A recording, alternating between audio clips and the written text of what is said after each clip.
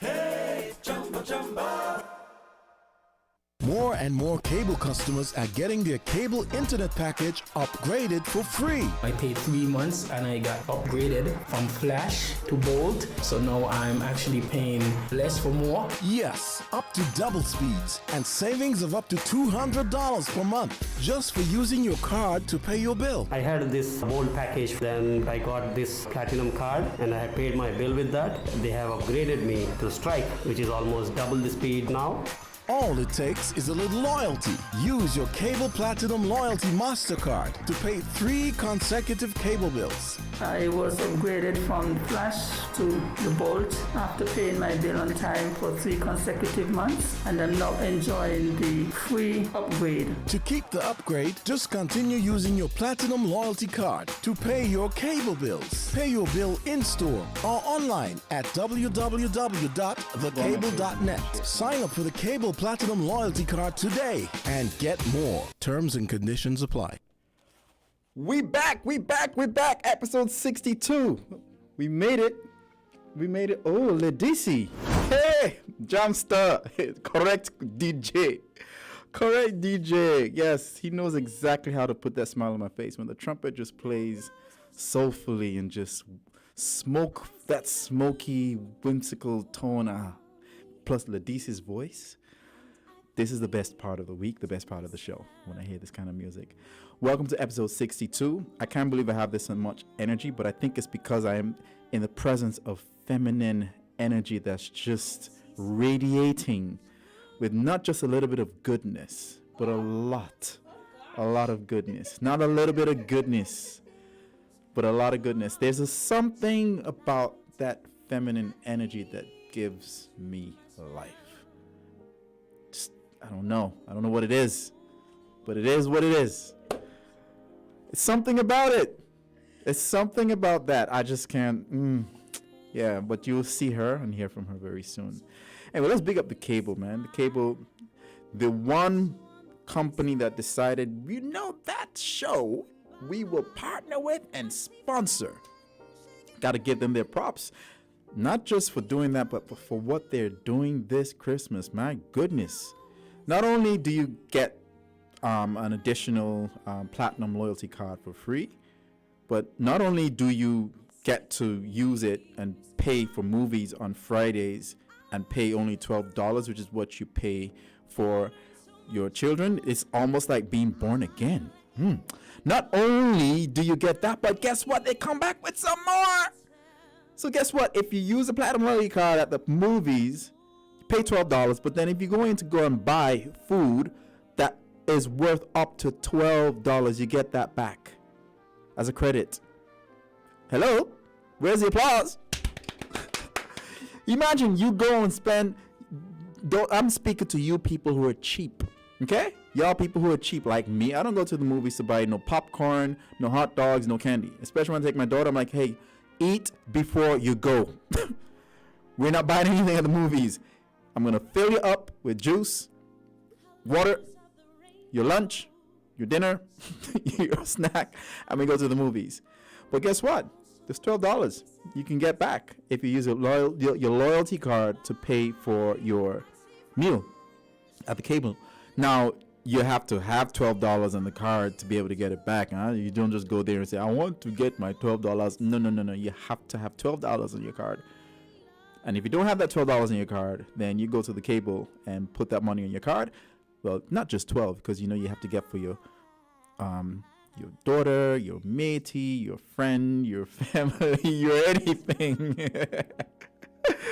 Oh, so yeah, the Cable, you guys are awesome. And again, it's $12 at the movies for the movie, and spend $12, at least $12, and you get it back the following week. So refreshments and food, snacks, and everything.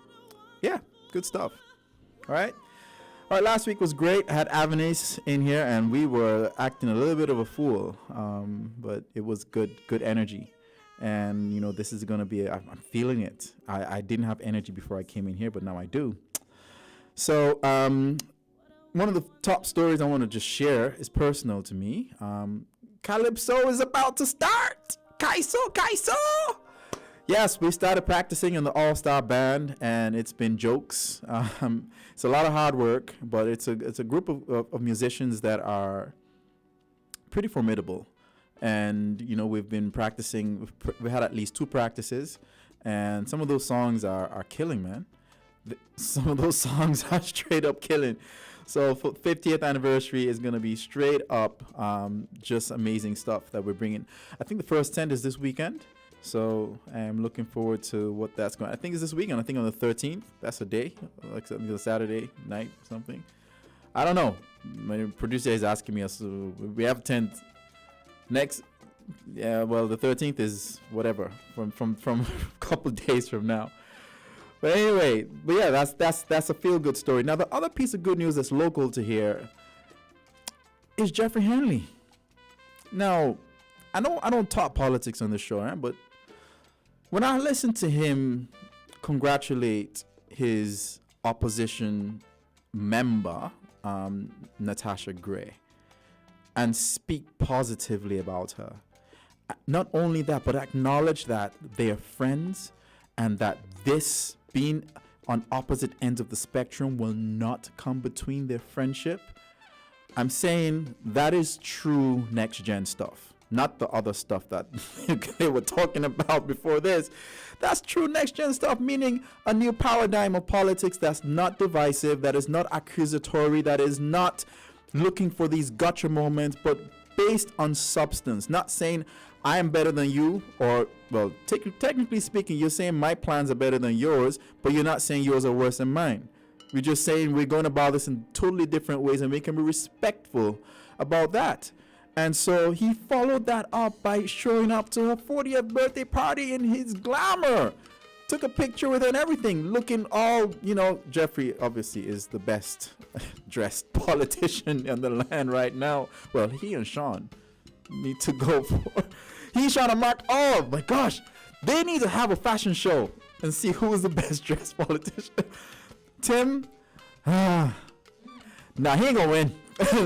Producers here telling me Tim, Honorable Dr. Timothy Harris. I don't think he has he stands a chance of beating a runway show or Mr. GQ contest of Timothy Harris, Mark Brantley, Jeffrey Hanley, and Sean Richards. I don't know who's gonna win, but that'll be a sight to behold. But it will never happen. But anyway, but it's good to see that they are bringing. I am hoping that everybody else is following suit with understanding that we don't need to be divisive, to be belligerent, to be rambunctious to get our point across that our plans are better than yours. We can do that without doing any of that stuff. So hopefully that's the next gen that they are going to bring this time and not what they brought last time. All right, so that's it. They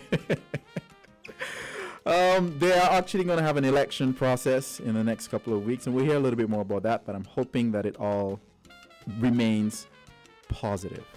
All right, next feel-good story has to do with last week was Halloween, and, you know, my daughter didn't do no trick-or-treating because it's COVID.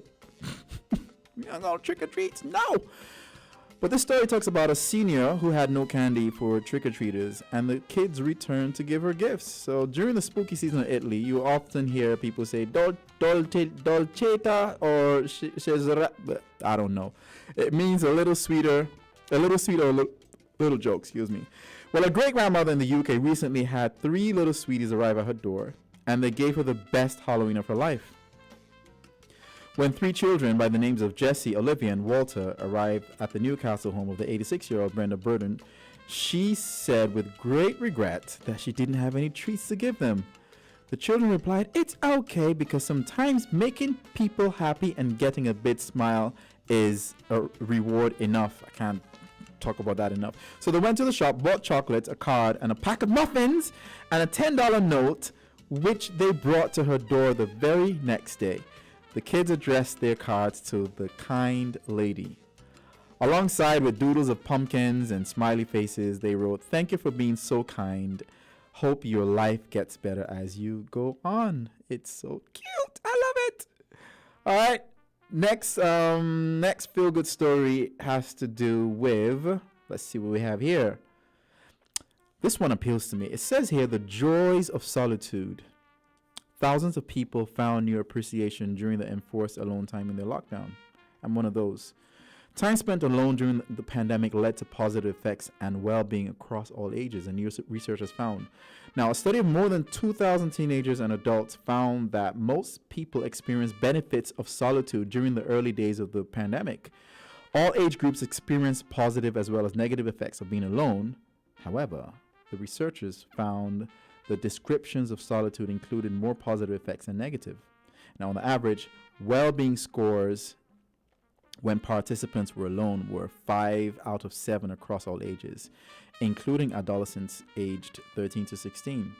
So yeah, being alone with your thoughts can be good, and sometimes it can be a little bit scary. All right, next story. We know that there are a lot of important people in the UK for this COP26 Global Climate Summit. And we had our own Sharon Rattan and a few members of her team go up there and deliver stuff. Okay, but I want to talk a little bit about what has been going on, the good parts about this, some feel-good stories from that summit. First one, South Africa, a major carbon emitter, has signed a financing deal with some G7 countries worth $8.5 billion to help end its reliance of coal as the 12th largest consumer in the world. Now, the next one is 40 parties, including the US, India, Australia, Turkey, and the EU and China, have signed into the UK-led initiative to increase worldwide access to affordable, renewable energy by 2030. That's actually good, because I want my house to be solar panels and all that kind of stuff, but it's so expensive. Next one, 450 global firms will form the Glasgow Financial Alliance for Net Zero and announce membership on Wednesday, while managers of 40% of the world's total investable assets have signed up to the 2050 net zero goals, including limiting the global warming to 1.5 degrees centigrade Celsius. I don't know. All right. There also good stuff on emissions and conservation. What's this here? Lake. Okay, that's it. All I know is that a lot of good stuff is coming from there, and we need to support them because we don't want, especially in these parts, we don't want those nasty hurricanes to come. We've been spared. All right, the last one, similar to that story. This one says, forget gold and fine art. A startup finds investors to put their money into rewilding the land. The UK's fancy with rewilding has taken a corporate turn as a green investment company looks to generate long-term capital appreciation for investors through rewilding programs and the jobs they create. So by taking advantage of the growing carbon capture market, businesses looking to offset or reduce their emissions and the new environmental land management schemes from the British government hopes to fund the fund hopes to peer financial power of corporate world with the inestimable value of the natural one. In other words, they're getting people who have money to invest in growing like greenery, like forests, plants, everything, with being able to get some kind of return from that. Because, when you're investing, you're getting a return on that. So yeah, people are looking forward to making the world a better place, Awesome. Oh, I see people are listening from the UK. Kemi Falahu, thank you. I didn't know. And Veronica, that's what she said, right? Julius. All right. I know you're laughing. You put your LOL right now. All right. So thank you guys for listening in. And we're going to take one little quick break. I think that's all the good news stories for now. The top stories, I think we're done. So we're going to take a little break. We're going to hear from our sponsors, the wonderful world of the cable. And when we come back, I'm going to get all that feminine energy in this conversation and just leave from here feeling awesome. Not just a little bit of goodness, but a lot bit of awesomeness. We're right back. Cantar y bailar y Rodolfo, dichoso será.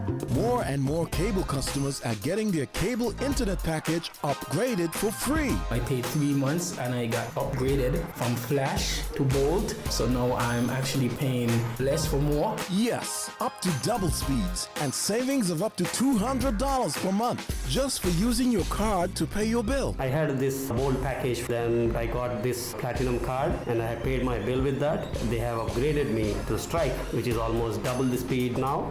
All it takes is a little loyalty. Use your Cable Platinum Loyalty MasterCard to pay 3 consecutive cable bills. I was upgraded from Flash to the Bolt after paying my bill on time for 3 consecutive months, and I'm now enjoying the free upgrade. To keep the upgrade, just continue using your Platinum Loyalty Card to pay your cable bills. Pay your bill in-store or online at www.thecable.net. Sign up for the Cable Platinum Loyalty Card today and get more. Terms and conditions apply. We're back. We're back. Hope can we see ourselves? Can we see ourselves? Awesome. So, we are in the studio with the Michelina Hazel. She's a repeat guest. You know, this is not the first time being here, and very glad to have you back. Because I knew when you first came, I said, you know, you came with Sharon, and I said, you know, to myself, like, yeah, she deserves to be here all by herself. Of course, with me, she's gonna be all by herself. All right, so talk to me. What's good? How are you doing, Mishi? I am fantastic. I'm happy to be back here. Oh, you fixing my mic. Chivalry is not dead, though. Voila. Yes, sir. Of course, now. This is something. Hey, I like it. What did I do now? Who's teaching you these things? Yeah, she's a very Afrocentric. You can see her hairstyle. Back home, we use thread, eh? Thread? Yes. I wish I could thread my You hair. literally use thread and just literally wrap it around, and it's very shiny and just, it sticks. It doesn't go bad. It doesn't go back. No, it doesn't go bad. And threading actually, it stretches the hair. It's something I do at home, but I'm not good at it, so I won't Nah, come man, out in back public. home, man, you thread that hair. You thread that hair. So that's what this reminds me of, you know. And you embrace your hair. And remember the first time I asked you for a promo picture. You're like, make sure they see my hair. I think it's important. I think it's important, especially in an age where, and I just had my face beat and I enjoyed it, where, you know, like beating your face and Hold on. I'm a man here. I don't know these things. like putting on a lot of makeup. Face and beat. That's what they say. I've never heard. No, that's what they call it. They say your face is beat. It's beat to the gods. What story it is? It's okay. It's like good girl language. Good girl. Good girl language. Man in the studio. So So, you know, I think it's important for little girls to see that beautiful women adore their hair and they love themselves, and it's okay to be you. It's okay, you know, like you are beautiful, and I think that is a blessing my father gave to me. He told me I was beautiful, and I didn't need the fixtures, and now I'm saving so much money. Yep, tell me about it. My daughter is actually the same way. So last week she was apparently her mom told me she was putting on makeup and stuff because of Halloween or whatever for dance class, and my daughter actually told her, "Mommy, I don't need this. My daddy told me I am pretty just the way I am. I don't need makeup." That's my child. Yes, that's your child. Good child. So yeah, I'm glad that you could see like an example of someone saving money because they're not using that kind of stuff. Saving money. Good. Saving money. Awesome. And being beautiful about it. So, are you going to say what we're here for? Not yet, man. Okay. Take a chill pill. My gosh. I'm chilling. My feet is up in this studio. I'm chilling. Michelina. Hey, wahala. Are you? I beg. Are you this impatient in person? No, I beg. Forgiveness. Oh, okay. You're just excited. Yes. And in anticipation. No, just relax. We're good. We're good. We G-O-double-D good. G-O-double-D good. Okay, so I Spelled get it it now. wrong. What good happened to you today? The show it's about goodness. What good happened to you today? What good happened to me today? I made it to this show. Okay, that's To be very honest. awesome. This was a very long day of many failures. You know, I was in a trench, splicing cables and doing network connections, and everything failed. Everything failed. You know what one of my So- mentors said, and I really seeped it in my spirit? Those that are doing the most, making the most, producing the most are failing the most. And if you're failing the most, you're winning. Of course, Yes. I'm a born winner. I won my first race before I was born. Did you know that? I think that's the sperm joke. Of course. It's a born winner. I didn't lose. You didn't lose. I didn't lose. I guess we're all born winners. All of you us do is are win, born win, winners, no matter what. Awesome sauce. So what about you? What's good? What was the highlight of your week? The highlight of my week. What happened? Ooh, I went hiking on I saw. Sunday. Was it Dudon Pond? No, it was. It looked I've Dudon never Pondish. actually went to Dudon Pond. You going dead, you know. Imagine? I went to it was K-On Sauce. I went up in the hills. I had a conference to go to for about 10 o'clock. So I was up at about 4:30 and I was like, okay, just a few hours, I'm gonna make it to the top. I almost died. And that was amazing. It was absolutely You almost dead, and that was amazing. It was because Okay. like just being Dudon in Pond. nature. Dudon Pond. Dudon Pond. Dudon Okay, Pond. okay. So that's on my to-do You list. would that one. You will do that one, and you will vow never to hike again. That one was pretty hard because it was one of those in the K-On mountain. It was one of those where on one side you have the backing of the actual mountain, and on the other side is the cliff. And for somebody that hikes as much as I do, I'm always in the hill. I've fallen off the cliff quite a number of I times. saw. The last time I was like literally like I'm gonna die, like you go and you're thousands of feet in the air. But bless God, there are always these trees with roots. So I grabbed onto a root and I started screaming and pulled myself up. After a while, you learn to fall, like failing, you learn to fail, Yeah. you learn to fall. It's very dangerous. So I was a bit more cautious than I am usually, but I love it. It's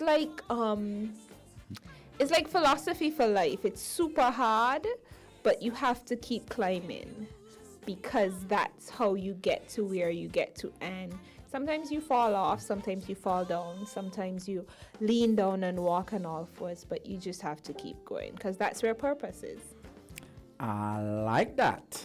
Awesome. Anyway, so now my listeners, they're all as far as the UK. I feel very important. And obviously here, we have the super fans. This Veronica is like, super fan. In fact, she's such a big fan. She's an air conditioner. Oh gosh, I like those. And she sent me a message, she was like, well, I have this engagement, but I'm going to be here listening to it and everything. So we love you, Veronica. Awesome. So, but some other people may not know who you are. So I want to just kind of dig a little, just scratch the surface. Who is Michelina? But more, not from who you think you are, but who people think and say you are. How do people describe you? I get resilient a lot. Okay. I get teacher. That's my favorite descriptor. Ah. It's a double-edged sword. So Yep. I like the teacher when I walk through the community and they go like, teacher. I love that.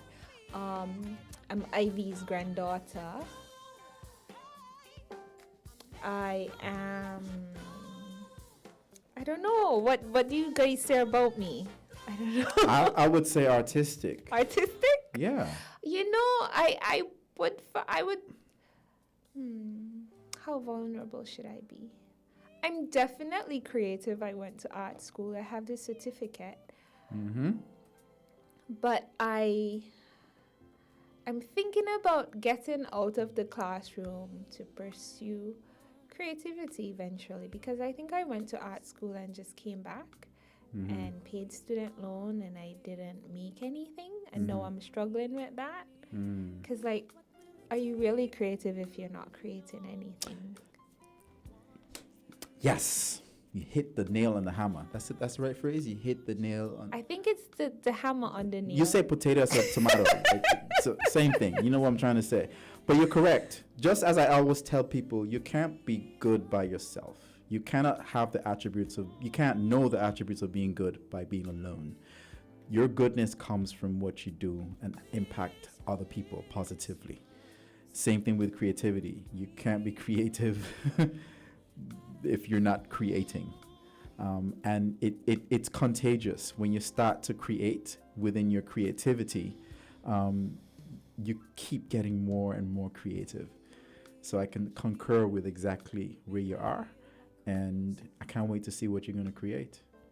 Yeah, well, my first thing, like, I'm writing a lot, so I'm working on a blog, michelina.blog. That's nerve-wracking. Let me check. But it's not live yet, so it's gonna be like pending. You know, I'm working on it, and it's taking a lot, but we're getting there. Michelina.blog. That's coming. Okay. So, you know, you're a teacher. You're a creative who wants to be more creative, and at some point, you did go into do Miss St. Kitts. How was it? You know, it was absolutely horrible. Okay, I lost. I failed. Yeah, but you just said the people who do the most fail the most. So what are you talking about? And I must confess that year, Erin Tavian was our she was local queen and a regional queen. You can't. She was like amazing. Michael Jordan. Yes, she was like. You can't. It's just like Usain Bolt. You can't be mad that you lost. Yes, yeah. She was a Caribbean queen and excellent at it. She was excellent at it. I think there were 2 years where you just knew. I think her year and Mimi. Yeah. You can't be vexed. No. Nobody said they cheat. No. Tavi was and is an excellent Miss St. Kitts and Queen. Wow. Yeah, she was fantastic, and we all cultivated such a real bond. Like yesterday and today, I was talking to Judy, who was also in my year. Tonight I sent the promo to Abigail Leiber, and she was like, y'all, you know, she was posting it, y'all go listen to my friends. So we still have a real you guys had amazing bond. It was a good cohort. Yeah. I don't think you guys ever hated on each other at all. No. Everybody was pretty and smart. Yeah.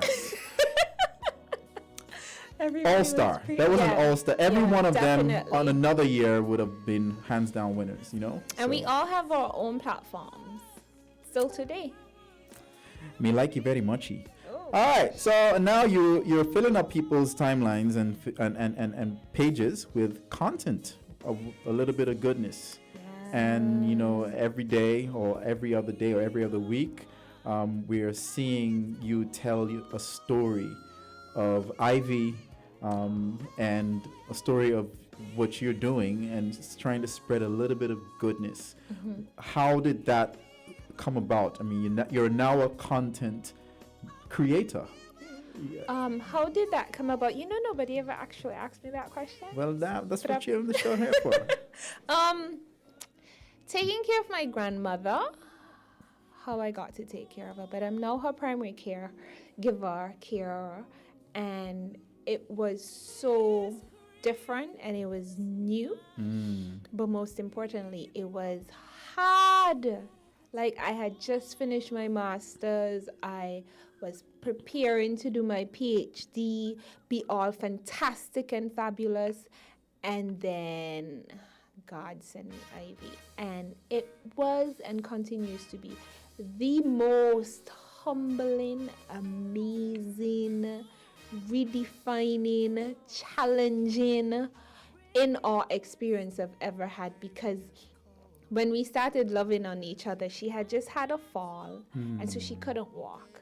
So she was like bedridden and have to use like the bathroom in the bed.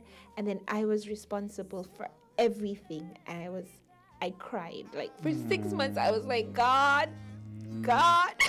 Ain't easy. And no, because I was so egoic about what my contribution should look like. Mm-hmm. And here I am wanting to start a foundation, but rejecting my foundation. And God just was like, girl, you want to serve? Serve. This is service. And it took me at least 6 full months to appreciate the divine blessing that Ivy is. Wow. You know, it took me a lot of... By the way, Ivy is her grandmother. Just Yeah, Ivy's my granny. Putting my ego aside and loving on her. And, you know, when I was young, I was ashamed of Ivy because, you know, she's not a traditional grandmother. She's not, she doesn't fit a particular image. So I used to be like, literally like dodging her because, you know, she can't see and she can't move as fast. And then when she got sick and we had to go to the doctor, and, you know, the doctor was like, you know, he's your doctor friend because you're dead. And then he was like, that's your grandmother? What makes you smell so? And he kind of watched me with a sense of accountability, and I was like, huh? And that kind of triggered a sense of responsibility, like she's mine, and what she can't do for herself, I can lend my strength to because she's willing. And that is what really triggered the love affair. It was seeped in accountability, love, and it shifted my ego. God is... Sometimes I find like God is a comedian sometimes, you know. Very much. he's watching you, asking you like, God, I want to serve, I want to love, I want to be more humble. Please help me, God. And you think he's just gonna wave his little stick and say, all right. And what God does is he puts you in that same situation to learn those things through experience. And you got to be intentional, and you have to know that it came from him. It had to only come from him. And what I love about Ivy now is that when she throw those brown eyes at me, I know she's always waiting for me. Like, we have times in the day where we meet up and she is waiting. It's like your daughter, you know, like when you come into this space, they light up, and I feel so loved and valued and appreciated. And then, like, after 10 seconds, we go into a brawl. It's just love in its most humbling and incredible form. She gives me a love. How do we top that? How do we top that and transition into the topic of the day? But it's actually part of what we're going to talk about, because they say experience is the best teacher. It is. And, you know, we want to talk about education and what it really is. And we have 25 minutes to get this off, to begin a conversation that will not end tonight. Because there's going to be a part 2 to this. Okay. There has to be a part 2 because I'm very passionate about this. I'm a teacher also. I don't think a lot of you know, but that's where I come from. I come from family teachers. So what is education to you? And yeah, what is education? Actually, just looked that up. You just looked it up? All right. Yeah. Talk to me. I think education is a series of instruction and change in behavior. So it's like teaching and learning. Education is very systematic. It's how you learn, how you teach in a series. I am not a big fan of education. The more I become curious of it, the more I understand what it is. You mean the way it's structured now?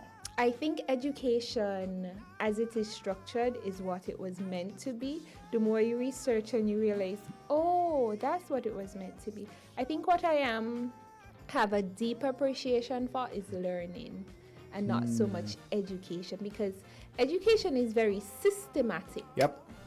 So there's the education system. It's a way of doing things. It's a way of teaching. It's a way of organizing and sorting the children. All learner. They're not always children. So with that paradigm and that way of your thinking, how has that actually influenced or changed the way you teach your students now? You've had an epiphany now.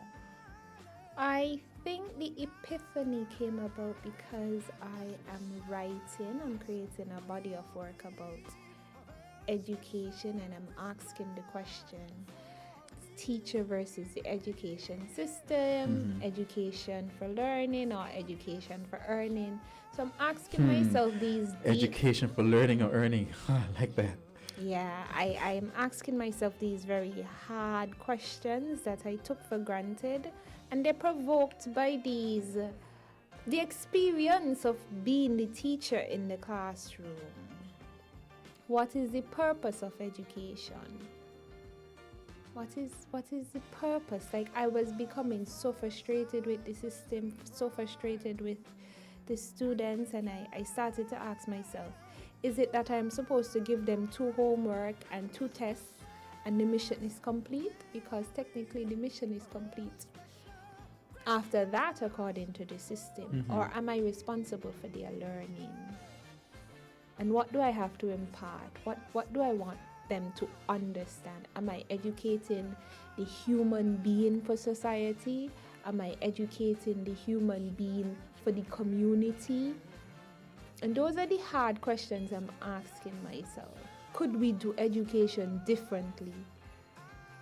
How would you have wanted to be taught differently? Based on what you know now, you can go back to your years in primary or secondary school. What is it that would have appealed and helped you emerge or evolve into this, a better you, a better version of you? I think because I was creative, or I'm a creative, and I've always been into the arts, and I've always been into art school. Something is always creative about what I'm doing. I've had the good fortune of critical thinking, because that's what art is. You have to ask questions, you have to make things. However, God forbid I went to study business management or engineering or something where they're teaching for outputs instead of outcomes. So I would have wanted teachers to be invested in my learning and to help build my creative confidence. And I think I am on the cusp of a generational shift, or cusp of an industry shift. Like, when I was in art school, there was no such thing as a social media manager. The concept of the creative industry, especially in St. Kitts, was null and void, so there was nobody teaching for that. The carnival industry it had a monopoly. A few people did costumes, but what it is now, the idea of those things were not imagined. Like DJ Terror, I taught him in school, and I can't imagine he would have been what he is. I taught him in school, and sometimes I feel so uncomfortable, like, enjoying his music. Like, I do not do it because that's my student. But he's excellent. Like, highlight. When I have to teach English or literature, I use highlight because children understand everything he said. They don't have it memorized. How do I use the rules of English and literature to get them to understand? They ain't really care about Shakespeare, They're not Shakespeare. I like that. But they know highlight. He speaks a language that belongs to them. He speaks directly to them, and it's relevant and fun. So I would have appreciated some edutainment, and I would appreciate if teachers were open to the creative industry and the arts. But I can't even blame teachers, because we ain't gonna time to do nothing, especially now during the pandemic. We ain't really gonna time to do nothing. I would have liked for the education system to be open to the concept of creative learning, creative teaching, creative industry. You're touching on a point that is very, and I say this, you're touching on a point that is appealing to me very strongly now. After the show, you'll understand why. But one of the first things that children learn to do is draw. Before they even write, they are already creative. I think we're all born with some capacity and some propensity to be creative. And if we, what's the word? Nurture that. Thank you. Nurture that. I think the outcomes would be vastly different. You can have creativity in technology, in engineering, in architecture, in everything. In every solution can benefit from that level of creativity. So, yeah. What I think is most important when I went to look at what was the purpose of school as we know it today was invented maybe 200 years ago. Yeah. So 200 years ago, there was no school. And right after World War I, the industrialists decided we need a compliant workforce. And in order to get a compliant workforce that is willing to conform, they decided to organize school. And I recently found out that in my writing and my reading and my researching, and I was like, oh my God, this school is a factory. Yeah. And so public school is designed for mass production. And we sort the children by grade. Right. We sort them by color house. We sort them by availability of subject. Just like how you sort things on the production line, we sort the children the same way. So I know they say they are moving away from A1 and A2 and A3 and all that stuff, but inside of the schools, you can just find a way to organize the best English students go by this teacher, and the best math students go by this teacher, and those that need learning support go by this teacher.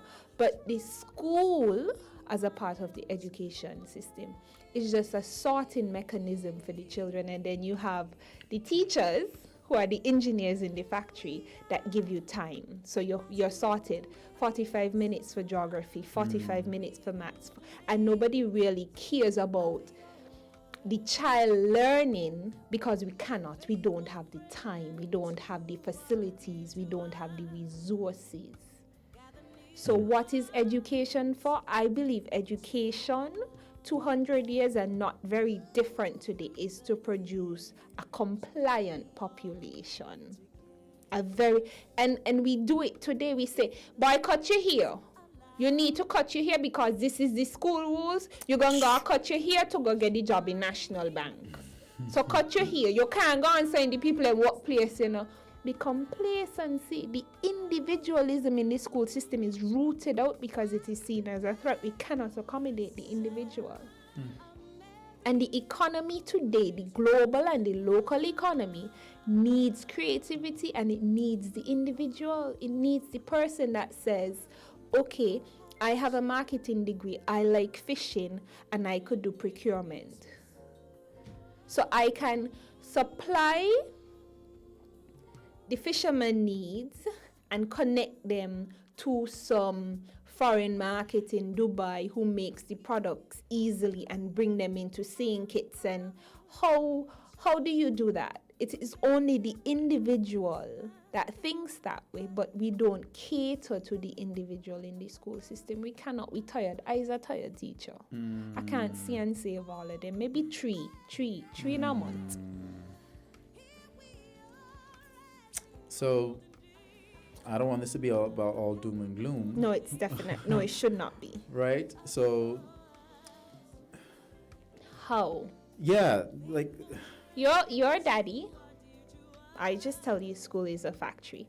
And I know for sure that you did not send your child to public school. yeah, Why didn't you send her to public school? exactly what you just spoke about. I recognize, no, seriously, I told her mom this. I was like, my daughter is quirky, opinionated, full of energy, creative.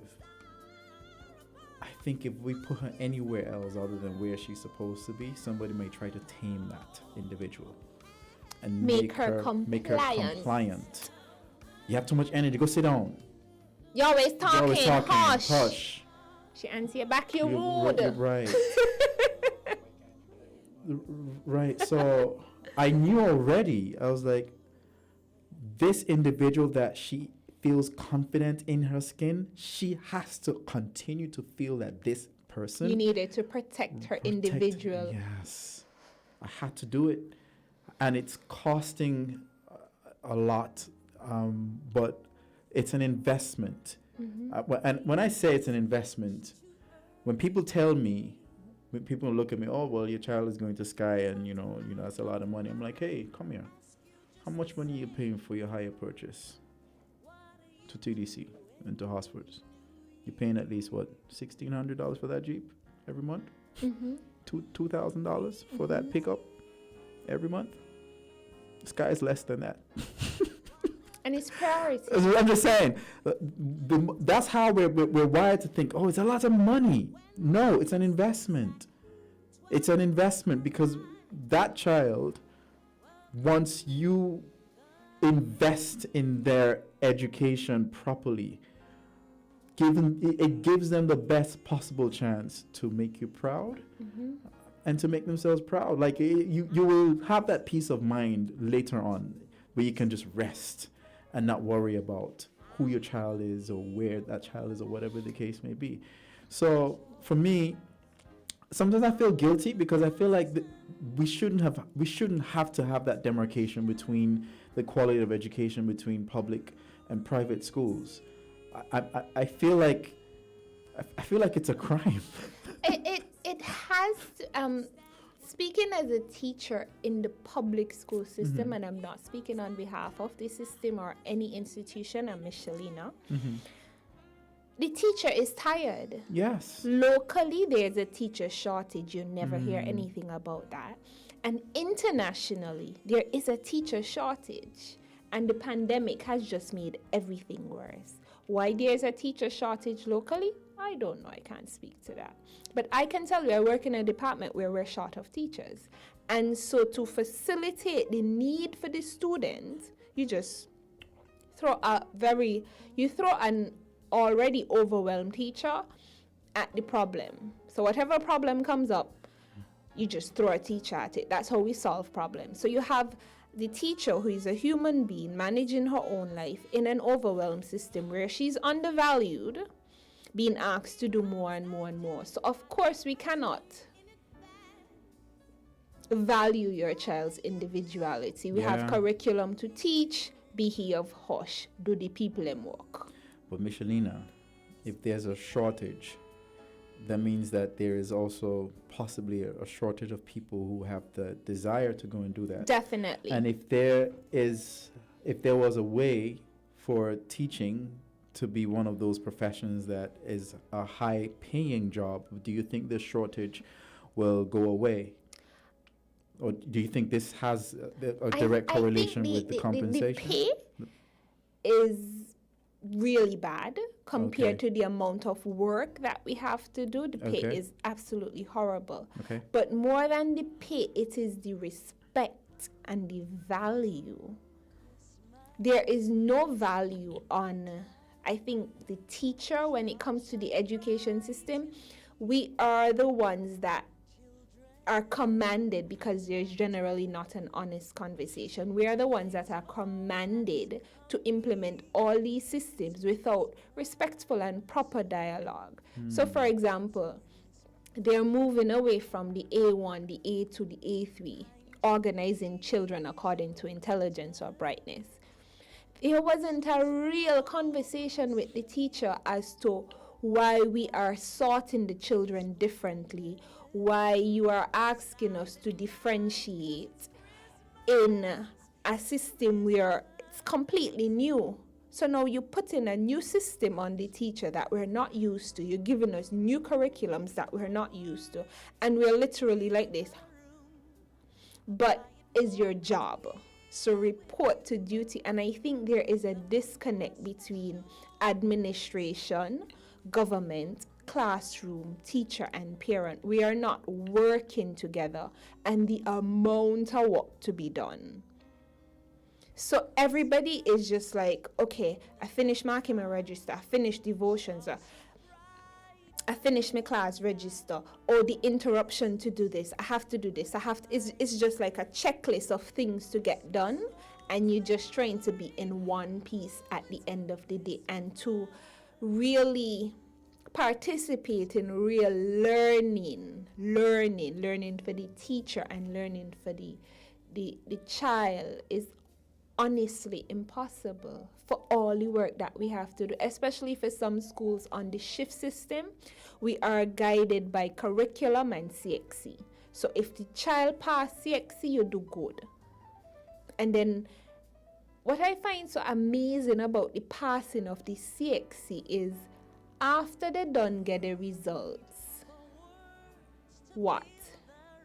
How valuable really it is for them and their functionability when all the answers on the internet. So you have 9 ones, but all the answers for your 9 ones on the internet. So all you really presenting is your ability to comply, read, and remember. But we having a very different crop of people coming up, like the young generation. They are so, I look at them and they're so amazing. They're ridiculously amazing, the things that they are doing now. So we have social media managers, we have photographers, we have musicians, which is like 20 years ago, these were not responsible citizens. True. you couldn't be responsible. If you wanted to be an Azim Bailey, that was not a responsible That's career. true. Even when he was starting off, it was still very risky, you know. Yeah. It was not. You know, to be Sasha the artist, that was not responsible True. at all. True. To be Desi, that was not responsible. And so we have this generation of creative entrepreneurs and people who are coming up to say they're plaiting here and there's farmers and they're selling food. And this is what they're doing by choice. They're beautician and estheticians and they're doing nails and eyebrows and, you know, they're not asking permission to fit in anywhere. They're showing up and they're taking up space. But could you imagine somebody like Kyra, who was a brilliant art student, an A1 student all her life, and she's going into nails and beauty? 80% of what she learned in high school and primary school wasn't relevant. Because we don't teach to take chances. We don't teach to be different. And I could imagine the conversation and what it would be like now for somebody who is aspiring to have a beauty shop to say to their social studies teacher or to say to their history teacher, I really understand that you have a job to do, but this content is not relevant for me. Could we take it off of the curriculum for 50% of the class who don't want to do it? Could a syllabus be created for us where we study entrepreneurship? Does the student have that voice in the school system? No, but you have that voice. I have that voice now. You know, so it's like we're teaching syllabus and curricula for 50 years that are not relevant, not producing anything, not reflective of the need of the society as it's changing, but we're still doing it. We got 6 more minutes, man. This is very deep and thought-provoking, and I want solutions. I want to leave from here feeling like we've given something, thrown something out that could work. A little bit of goodness. Right? A little bit of goodness. I have two. Okay, so start somewhere. Okay, so school, I think, should not be relegated. School and classroom should not be relegated to the institutions like Washi or Bastia High or Sandy Point High. That is a school, but it is not the only school a child should be engaged in. Okay. The community has a responsibility for schooling as well. Okay. We have Sunday school. What happened to Sunday school? What happened to the different sort of Sabbath school too, eh? Sabbath school? Just Yes. So we have Sunday school, we have Sabbath school, you have the Pathfinders. Yes. That teaches life school. What happened to the 4-H and the Girls Brigade and the Scouts? Those are schools. Okay.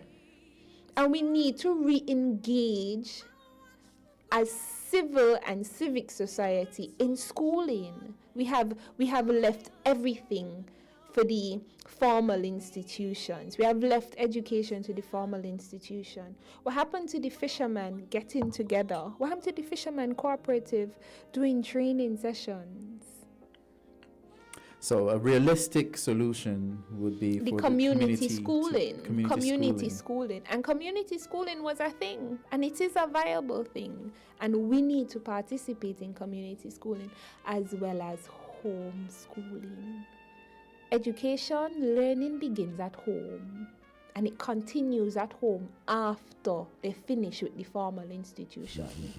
I say to my parents, I am looking at a class of 25 children and you have one child in here. The odds of you producing success from your children is higher than me doing it with your child. Preach. The odds of you getting success from your child Yeah. is higher than me getting it from your child. So you cannot leave it to me alone. I am doing a job. Your child is an investment for life. So the two solutions you've said is Community schooling and then and the homeschooling. Let me see if I can throw one more in. I think that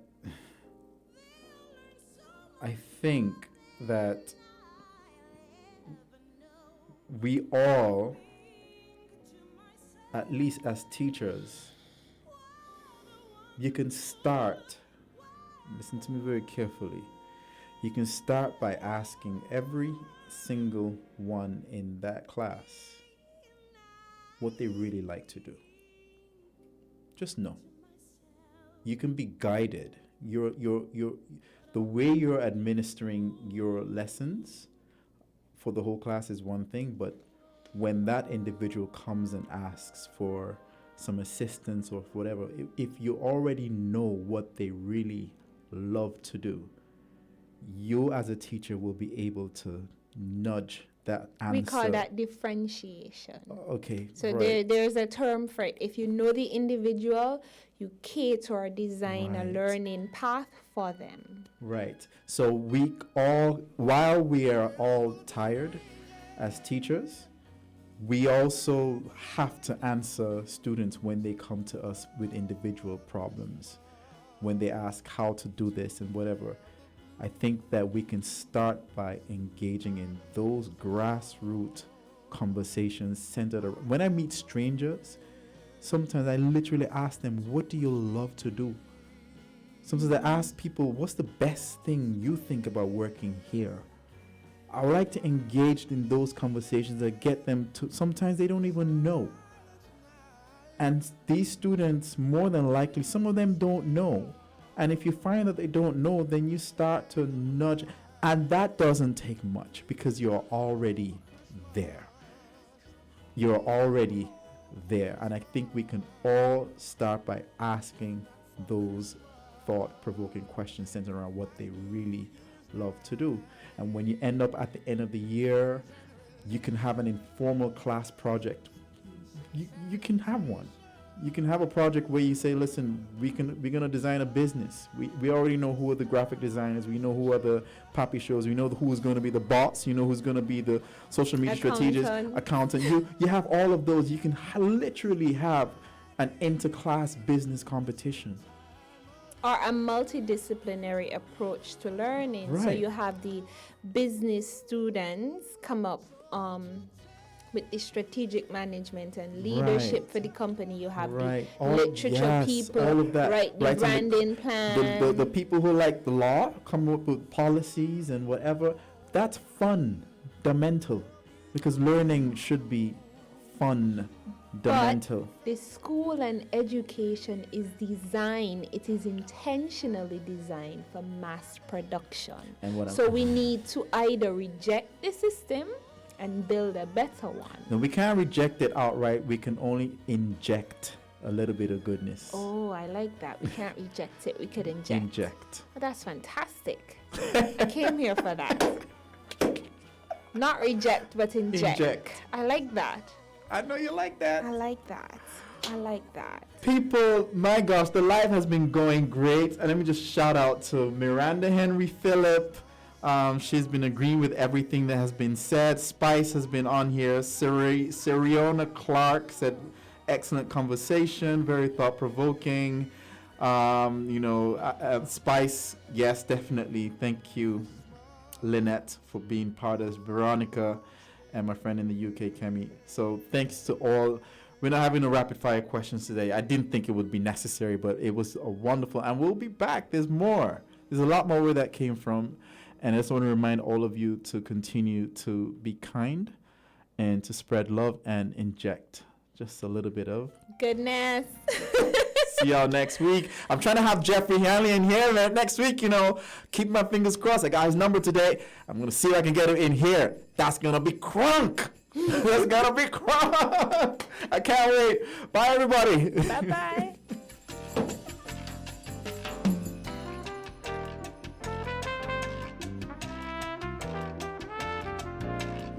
More and more cable customers are getting their cable internet package upgraded for free. I paid 3 months and I got upgraded from flash to bold. So now I'm actually paying less for more. Yes, up to double speeds and savings of up to $200 per month just for using your card to pay your bill. I had this bold package, then I got this platinum card and I have paid my bill with that. They have upgraded me to Strike, which is almost double the speed now. All it takes is a little loyalty. Use your Cable Platinum Loyalty MasterCard to pay 3 consecutive cable bills. I was upgraded from Flash to the Bolt after paying my bill on time for 3 consecutive months, and I'm now enjoying the free upgrade. To keep the upgrade, just continue using your Platinum Loyalty Card to pay your cable bills. Pay your bill in-store or online at www.thecable.net. Sign up for the Cable Platinum Loyalty Card today and get more. Terms and conditions apply.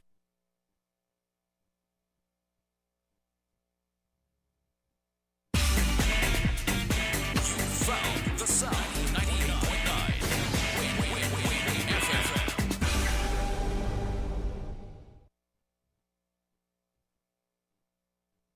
If you own or work with animals, please follow these tips to avoid getting the coronavirus. Please keep pets away from areas where you are preparing food and eating your meals. Thoroughly wash your hands after handling animals and animal waste. Avoid contact with sick or stray animals.